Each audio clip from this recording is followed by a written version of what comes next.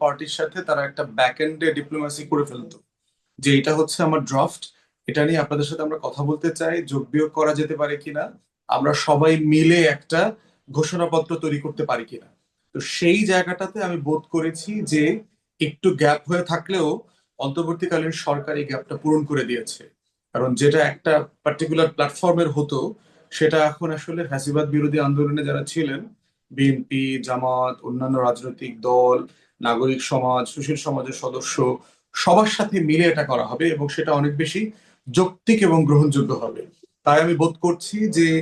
এই ঐতিহাসিক ঘটনাটাকে স্মরণ করে রাখার এবং সংস্কার, পরিবর্তন, বাংলাদেশ দুই,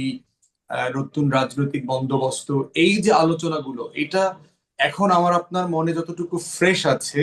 2 বছর, 5 বছর, 10 বছর পর এটা ফ্রেশ থাকবে না। তখন ইতিহাসের কাছে একটা প্রশ্ন আসবে, কেন হয়েছিল এই